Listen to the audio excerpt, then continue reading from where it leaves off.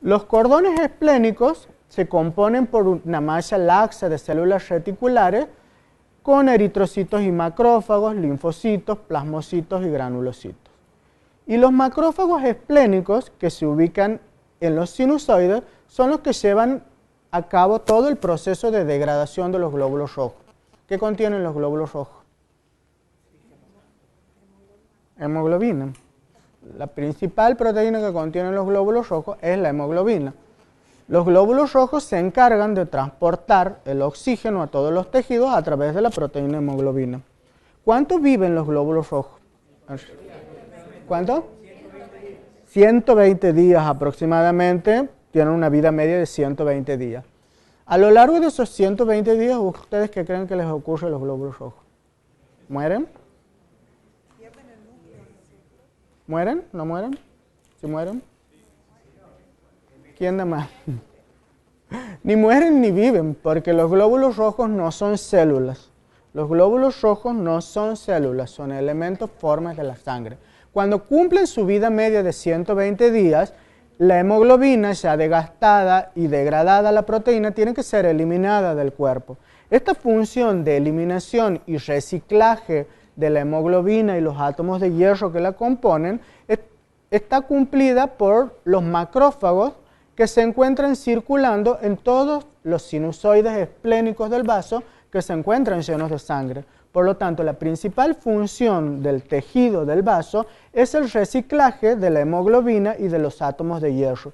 Todo ese hierro de la hemoglobina se recupera. Ustedes imagínense que si no lo recuperáramos, tendríamos que ingerir toneladas de hierro externo. Todo el hierro de la hemoglobina y de los eritrocitos que se van degradando se recupera para la nueva síntesis de otras moléculas de hemoglobina y nuevos glóbulos rojos.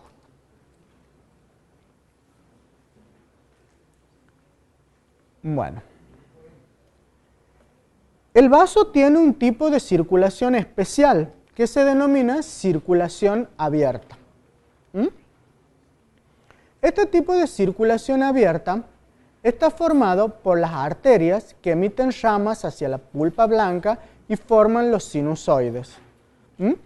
Estos sinusoides continúan hacia la pulpa roja para formar estas pequeñas arteriolas que se conocen con el nombre de arterias peniciladas.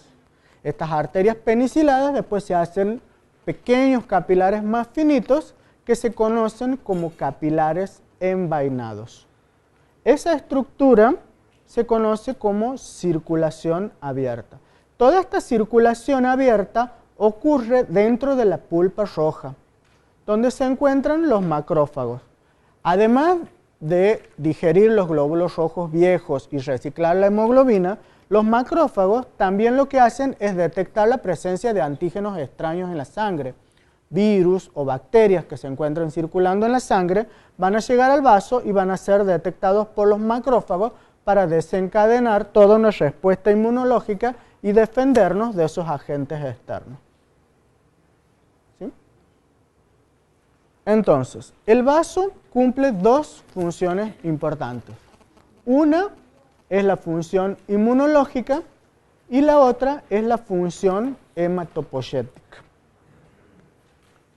Dentro de la función inmunológica, lo que hace el vaso es que permite que interactúen esos antígenos con las células del sistema inmune, como los macrófagos. Además, permiten que los linfocitos T y B se activen y proliferen, que se diferencien los linfocitos B para producir las células plasmáticas o plasmocitos. Los plasmocitos, ¿qué producen después? Me han dicho que se habían estudiado inmunidad. ¿Qué producen las células plasmáticas? Anticuerpos. Producen los anticuerpos. ¿Qué son los anticuerpos? ¿Qué son los anticuerpos? Mecanismos de defensa que tiene nuestro organismo. Claro, esa es la función de los anticuerpos. Los anticuerpos son parte de un sistema, como vamos a ver dentro de un rato, que se conoce como sistema inmune humoral. Y su función son proteínas. Su función es activar a las células, detectar los antígenos, unirse a ellos y permitir que las células fagocíticas los eliminen. De esa forma eliminamos los virus, las bacterias o cualquier agente infeccioso que entre en nuestro organismo. La otra función del vaso que ya no es inmune es la captación y destrucción de los eritrocitos, glóbulos rojos, plaquetas o trombocitos. Formación de eritrocitos en la etapa fetal. Ustedes saben que durante la etapa fetal, es decir, antes de que nacemos, durante nuestros previos 9 meses de vida intrauterina, todavía no se ha formado la médula ósea. ¿Y quién produce las células sanguíneas? Las produce el vaso. Esa formación de células sanguíneas persiste durante los primeros días de vida hasta que la médula ósea comienza a producir las células de la sangre. Y además, la otra función importante del vaso es el almacenamiento de sangre. El vaso contiene alrededor de casi el 30% de toda la sangre circulando en nuestro cuerpo. ¿Qué es cuánto?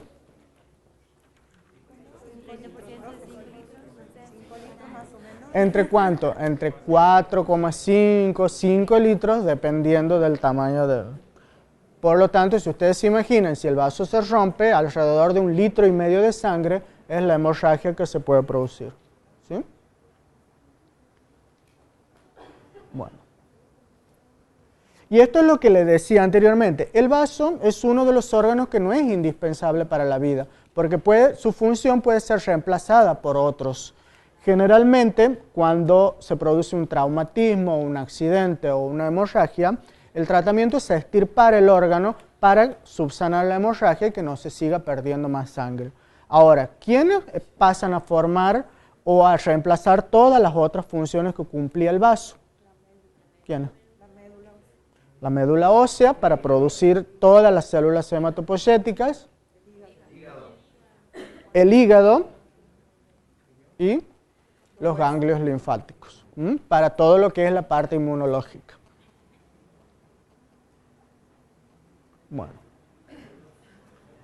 entonces, hagamos un resumen de esta parte, a ver si les ha quedado claro antes de pasar a la otra que es más molecular y complicada.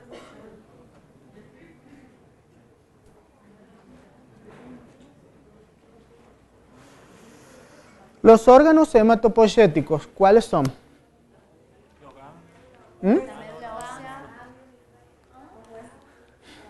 Empecemos de mayor importancia a menor importancia. ¿Quién es el principal órgano hematopoyético?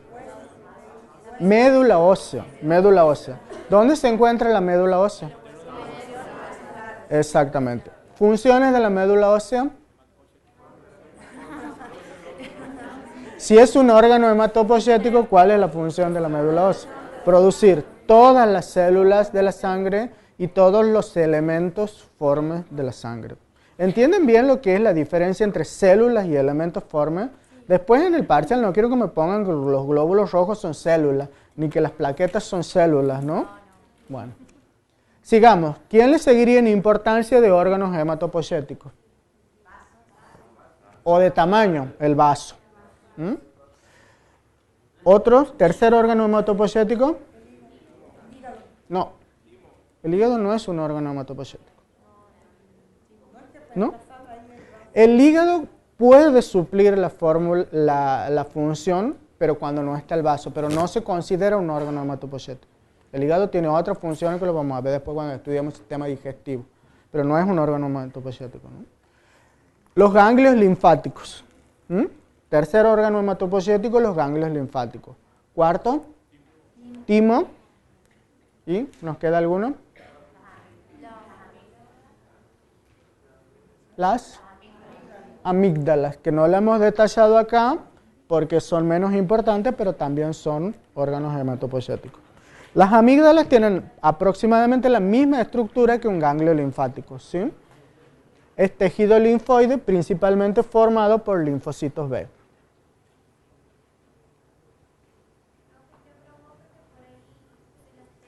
¿Cómo? Fuerte.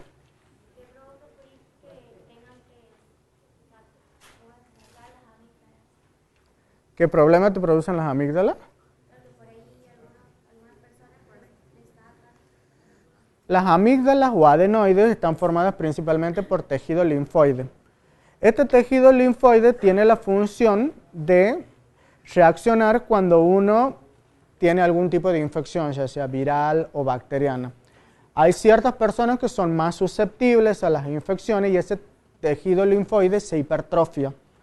Al hipertrofiarse, digamos, la magnitud de la respuesta inmune es mayor que el beneficio que les produce a las personas. ¿Me entienden? Entonces, en ese caso es cuando se extirpan las amígdalas. Se extirpan para evitar esa hipertrofia o hiperplasia del tejido de las glándulas.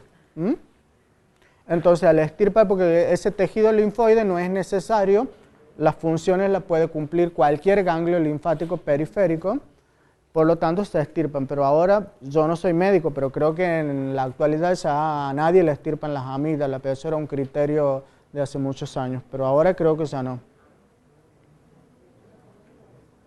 Salvo en muy raras ocasiones.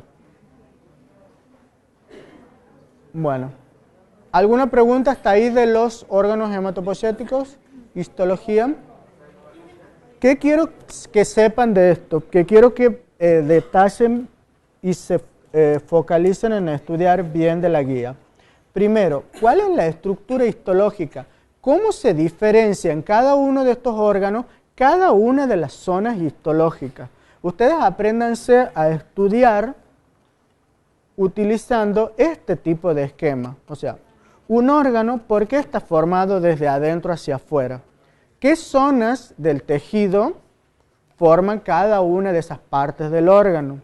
¿Y qué tipo de tejidos y qué tipo de células hay en cada una? Y vayan haciendo dibujitos. Nuestra materia es mucho de estudiar con dibujos y de ir viendo este tipo de esquemas. De esa forma les va a ser mucho más fácil memorizar, siendo desde lo más grande hacia lo más pequeño. Empiezo estudiando cómo es la estructura macroscópica del órgano, es decir, qué tamaño tiene, qué forma tiene, cuál es su aspecto externo, y después me imagino como que lo corto al órgano y empiezo a estudiar su estructura interna. Por ejemplo, en el caso de los ganglios, hemos visto que los ganglios tienen una zona que se denomina corteza y médula y que cada una tiene una estructura histológica especial formada por tejidos y células especiales. ¿Sí? Esa es la forma de estudiar histología.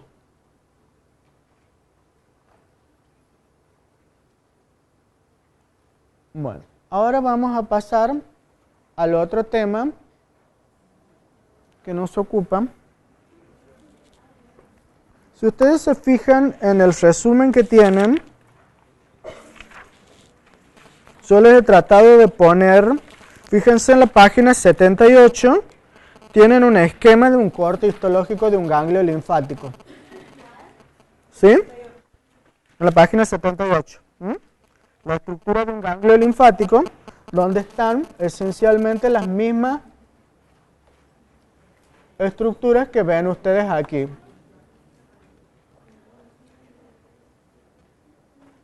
¿Sí?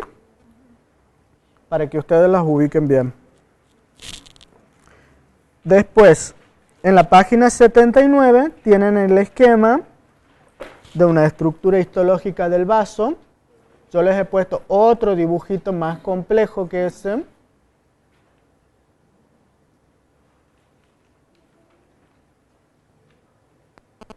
Que es esta parte, para explicarle la diferencia entre la pulpa roja y la pulpa blanca, ¿sí? Porque ahí no les ha salido en colores.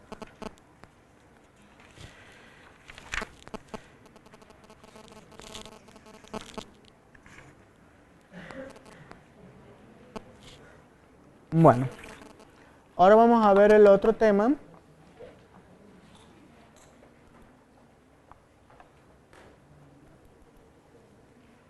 Que es inmunidad.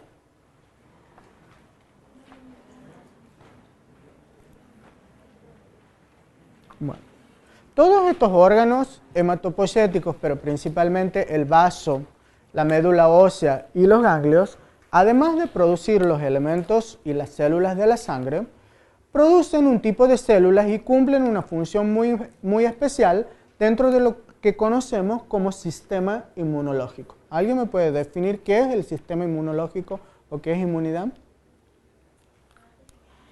Si ya lo han estudiado, ¿qué no? A ver. ¿Qué se imaginan que hace el sistema inmunológico? ¿Mm? Es nuestro sistema de defensa. ¿Mm? Es la resistencia que presentan todos los organismos, desde los vertebrados hacia arriba, es decir, desde los vertebrados hasta nosotros, que somos los Homo sapiens, presentamos un sistema especial que nos ayuda a defendernos de las agresiones externas, infecciones por bacterias, virus, etc. Entonces, la inmunidad es la propiedad de todos los organismos de rechazar cualquier cuerpo extraño que intente invadirnos. Esta inmunidad o este sistema inmunológico está formado por distintas partes. En la mayoría de los vertebrados, este sistema inmunológico se divide en dos.